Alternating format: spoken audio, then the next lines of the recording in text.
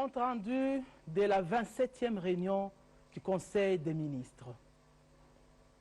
Son Excellence, Monsieur le Premier ministre, chef du gouvernement, Monsieur Jean-Michel Samalukonde Kyenge, a présidé la 27e réunion du Conseil des ministres du gouvernement de la République ce vendredi 5 novembre 2021 par visioconférence. 5 points étaient inscrits à l'ordre du jour, à savoir communication de son Excellence, Monsieur le Premier ministre, chef du gouvernement, point d'information, approbation d'un relevé des décisions du Conseil des ministres, examen et adoption des dossiers, examen et adoption des textes. Point 1. Communication du Premier ministre. La communication du Premier ministre, chef du gouvernement, a porté essentiellement sur 3 points, à savoir du dialogue social entre les gouvernements et les bancs syndicaux. Le Premier ministre a salué le consensus obtenu à Bibois entre le gouvernement et l'intersyndicale de l'administration publique, INAP, en vue de maintenir la paix et la sérénité de l'administration publique. Il a chargé le vice-premier ministre, ministre de la fonction publique, modernisation de l'administration et innovation du secteur public, de poursuivre le processus de la fiabilisation du fichier de référence de l'administration publique en vue de la maîtrise des effectifs et de la masse salariale. Le Premier ministre a souhaité que les travaux entre le gouvernement et l'intersyndicale de l'enseignement primaire, secondaire, technique, qui se poursuivent en Mboula-Lodge, aboutissent aussi par un consensus favorable aux deux parties. Il a tenu à remercier les délégués des enseignants pour l'élan patriotique dont ils ont fait preuve en suspendant la grève pendant les pourparlers. De la situation sécuritaire dans la province du Sud Kivu. Au nom du président de la République et celui du gouvernement, le Premier ministre a présenté ses condoléances aux familles éplorées à la suite de l'attaque d'un groupe d'assaillants armés dans la province du Sud Kivu dans la nuit du 2 au 3 novembre 2021. Il a salué la bravoure et la promptitude avec lesquelles les forces de défense et de sécurité ont rétabli l'ordre dans la ville de Bukavu. Le Premier ministre a informé le Conseil que sur instruction du président de la République, une réunion a été convoquée avec la participation du vice-premier ministre, ministre de l'Intérieur, Sécurité et Affaires coutumières, du ministre de la Défense, ainsi que de tous les membres du Conseil de sécurité sur la situation. Le Premier ministre a souligné l'importance pour le gouvernement de rester en alerte face à ce genre de situation. C'est ainsi qu'une délégation sera dépêchée au Sud Kivu pour prêter main forte aux autorités provinciales. De la tournée diplomatique du président de la République. Le Premier ministre a salué le retour au pays du président de la République après une tournée diplomatique durant laquelle il s'est rendu en Israël pour raffermir les relations d'amitié entre nos deux États, à Rome, en Italie, où il a participé au sommet des G20, et à Glasgow, en Écosse, où se tenait la 26e session de la Conférence des Nations Unies sur les changements climatiques, COP26. Cette tournée du chef de l'État a permis, entre autres, à notre pays de se positionner comme pays solution aux problèmes des changements climatiques et de renforcer son plaidoyer pour le décaissement des fonds nécessaires en faveur de notre contribution déterminée au niveau national CDN.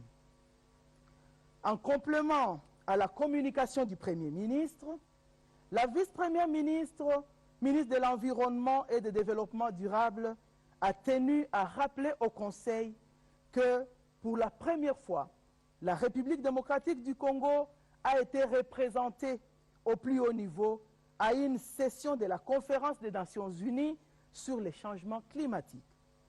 La participation active du président de la République à la COP26 a ainsi marqué le retour de notre pays dans les combats pour la préservation de notre écosystème et la lutte contre les changements climatiques. Le président de la République a porté la voix des continents en présentant les solutions de l'Afrique, les solutions que l'Afrique peut apporter au problème des réchauffements climatiques de la planète. Lors de son séjour à Glasgow, le président de la République a eu un agenda marathon au cours duquel il a eu des réunions bilatérales et multilatérales avec ses homologues. Il a également participé à des plénières officielles et publiques. Accompagné de son homologue de la République du Congo, le président de la République a conduit la cérémonie de présentation de fonds bleus pour le bassin du Congo, un fonds international de présentation de développement qui vise à permettre aux États de la sous-région du bassin du Congo de passer d'une économie liée à l'exploitation des forêts à une économie s'appuyant davantage sur les ressources issues de la gestion des eaux et notamment de celles des fleuves. Le président de la République et Premier ministre britannique, au nom de l'initiative pour la forêt de l'Afrique centrale, CAFI, ont approuvé un accord ambitieux de 10 ans, 2021-2031, pour protéger les bassins du Congo, forêt tropicale. Point 2, point d'information. État et administration du territoire. Le vice-premier ministre, ministre de l'Intérieur, Sécurité, Décentralisation et Affaires coutumières, a informé les membres du Conseil que l'état du territoire national demeure généralement calme, en dépit des cas d'insécurité enregistrés dans la partie Est, où se poursuivent les opérations militaires dans le cadre de l'état de siège. Dans les grandes agglomérations, la police nationale poursuit également les opérations de lutte contre toute forme de criminalité.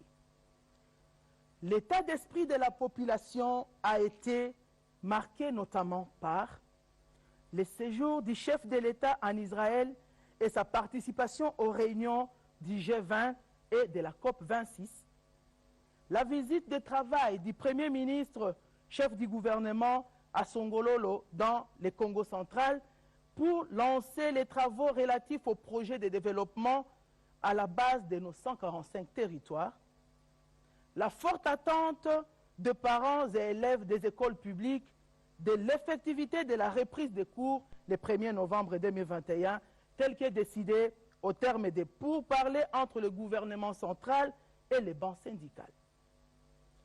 Sur le plan politique, il a été signalé la confirmation par la Cour d'appel de la province du Sankuru de la destitution de son gouverneur ainsi que les dispositions légales réglementaires qui sont en cours pour assurer son intérim. Situation sécuritaire.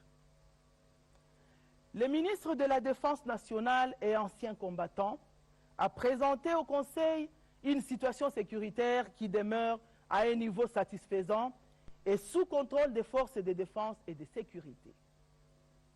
Il a soutenu que la pression militaire sur les groupes armés et les forces négatives demeure constante, en dépit de quelques incursions dans les secteurs opérationnels à Ituri, dans le Nord Kivu et dans le Sud Kivu. Il a informé le Conseil de quelques faits qui ont marqué les 3 secteurs opérationnels sous état de siège, notamment des incursions des terroristes ADF-MTM dans le village Makumo et Maou en territoire de Mambasa, explosion d'une mine artisanale piégée par les terroristes ADF-MTM au village Kamuchanga-Kamajiwe en territoire de Beni. Le ministre de la Défense a également fait état de différentes redditions et saisies de munitions qui continuent d'être enregistrées. C'est le cas avec les combattants Codeco IRDPC, dont 2 ont été neutralisés en chefferie Baé Mabagourou, en territoire d'Anjougou. Le ministre de la Défense a informé le Conseil que son ministère entamera très prochainement une nouvelle évaluation exhaustive de l'état de siège dans les provinces de l'Ituri et du Nord Kivu. Évolution de la situation de l'épidémie à Covid-19. Le ministre de la Santé publique, Hygiène et Prévention a informé le Conseil d'une légère augmentation des nouveaux cas positifs Covid-19 par rapport à la semaine épidémiologique précédente. Une amélioration dans la prise en charge des patients a contribué à diminuer sensiblement les taux de létalité. La vaccination, quant à elle, se poursuit normalement et s'intensifie et plusieurs actions en faveur de sa vulgarisation sont toujours en cours. Le gouvernement tient à rappeler à la population que l'observance des mesures barrières et la vaccination demeurent la clé dans la lutte contre la pandémie à Covid-19. Le ministre de la Santé a également informé le Conseil de l'évolution de la situation épidémiologique des cas de méningite dans la province de la Chopo et de cas de la maladie à virus Ebola dans la province du Nord Kivu.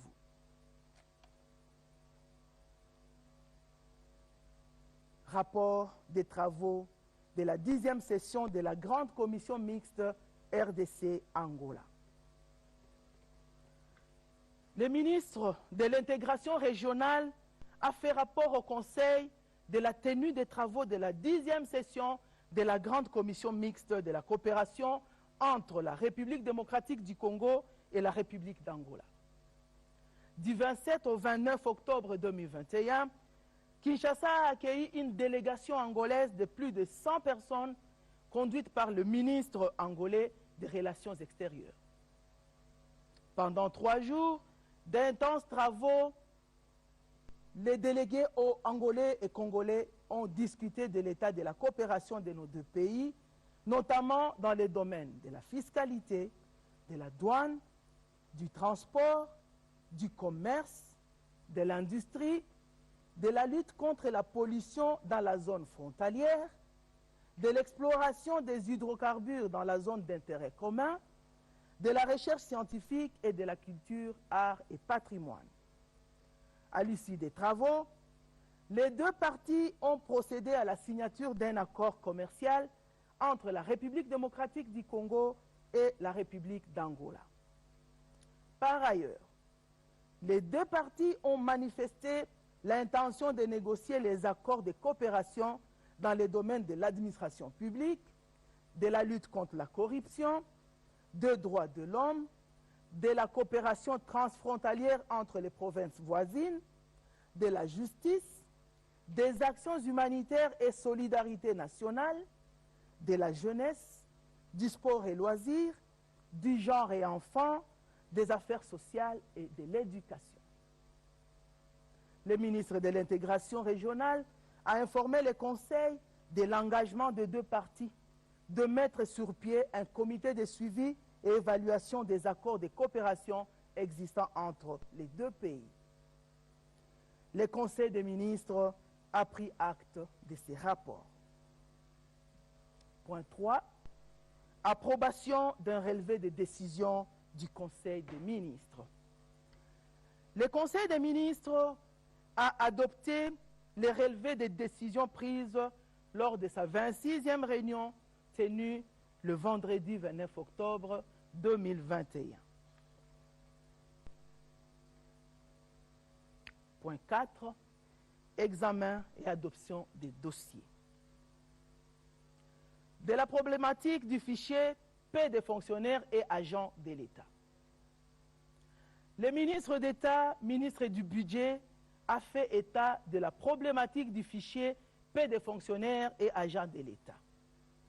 Il a indiqué que Les contrôles initiés par les services informatiques du secrétariat général au budget sur un champ limité attestent l'existence de 49 591 cas de doublons sur nom, post-nom, matricule d'impact de 4,3 milliards de francs congolais. 357 cas de doublons parfaits d'un impact de 75,7 millions de francs congolais. 14 cas de doublons malicieux d'un impact de 4 millions de francs congolais. Face à cette situation, le ministre d'État, ministre du Budget, a estimé qu'il était nécessaire de procéder à un audit du système actuel de prise en charge de la paie des agents et fonctionnaires de l'État provenant d'un contrat signé en 2013 avec un prestataire privé.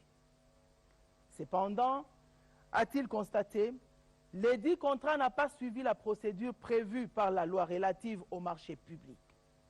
Plusieurs clauses de ce même contrat sont aussi délibérément violées dans la pratique. Le ministre du Budget a proposé de commettre un cabinet d'audit de renom sur les dossiers avant d'arrêter des mesures d'assainissement à soumettre à la sanction du gouvernement, et ce, en usant de la procédure légale de passation de marché la plus rapide. Après débat et délibération, le Conseil a adopté ces dossiers. De la situation de la centrale hydroélectrique de la Tchopo.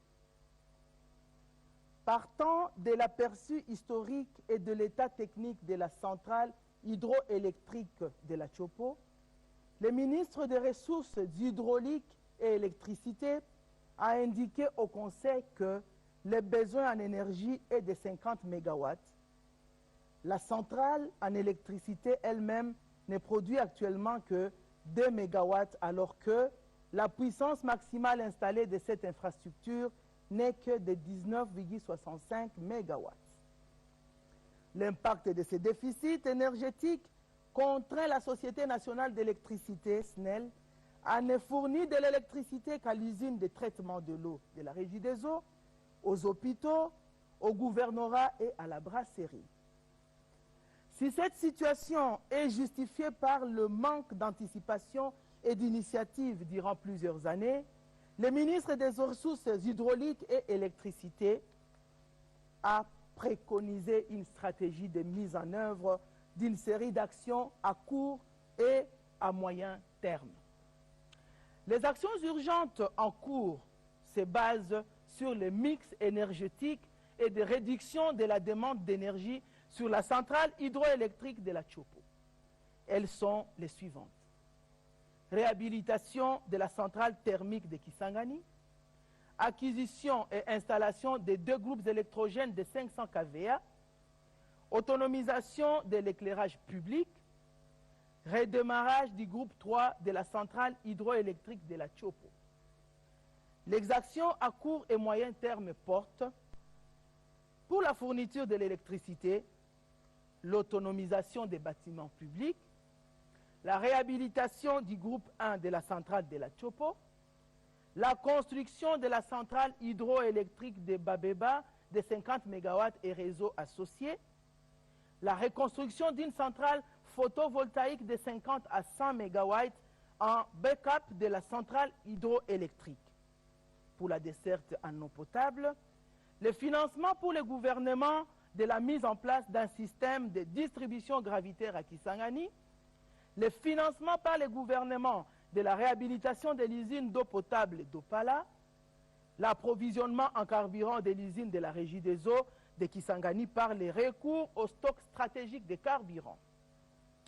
Le ministre des Ressources hydrauliques et électricité a précisé que certaines actions urgentes sont déjà en cours d'implémentation.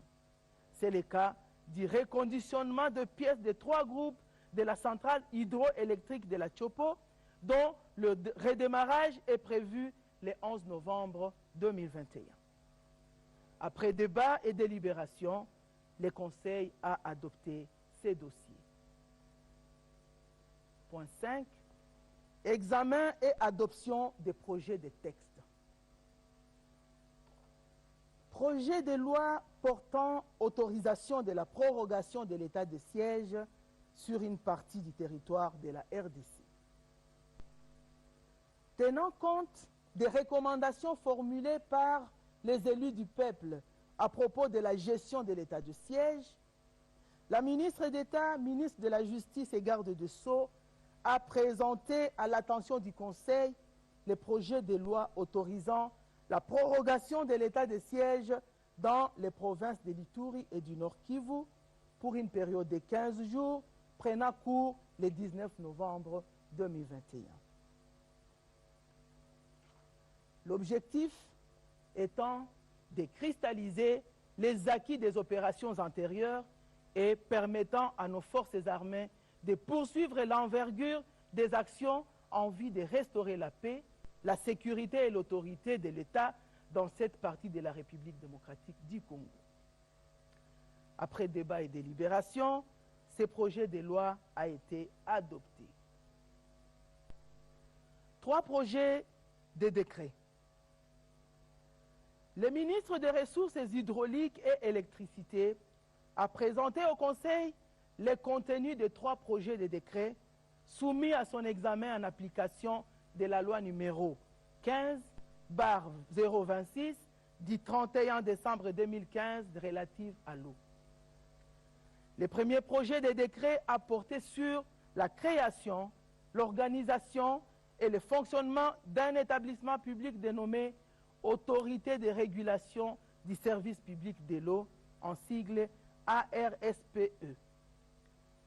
Dotée d'une personnalité juridique et d'une autonomie administrative et financière, cette structure a pour mission notamment d'organiser et de promouvoir la compétitivité et la participation du secteur privé en matière de production, de distribution et de commercialisation de l'eau dans les conditions fixées par la loi relative à l'eau. Le second texte a concerné les projets de décret portant organisation et fonctionnement d'un établissement public dénommé Office congolais des eaux, en sigle OCE. Il s'agit d'un établissement à caractère scientifique et technique qui a investi des attributions et missions précises, dont celle de l'élaboration des schémas d'aménagement et de gestion des eaux par bassin ou sous-bassin, la collecte et l'analyse des informations hydrométriques et hydrologiques, la valorisation de l'eau comme ressource économique. Le troisième projet de décret, quant à lui, a porté sur les modalités d'application des régimes juridiques relatifs à l'exercice du service public de l'eau. Elle concerne la sélection des opérateurs, l'attribution des concessions et les autorisations, ainsi que les modifications et leurs annulations. Ces textes encadrent également les régimes de la déclaration. Après débat et délibération, ces 3 projets de décret ont été adoptés. Commencée à 12h15, la réunion du Conseil des ministres a pris fin à 17h05. Je vous remercie.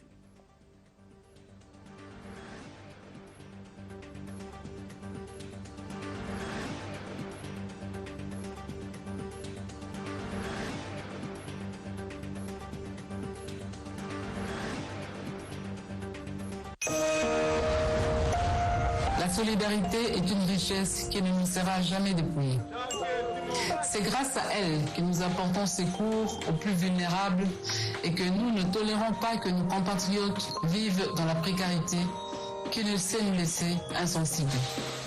Les récents événements à l'est du pays nous ont démontré que lorsque chacun décide de donner sa part pour le bonheur de tous, cette solidarité peut même arriver à éteindre les flammes du volcan.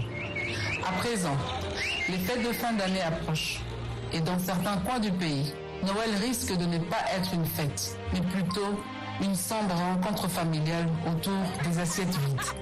Ou un jour de solitude loin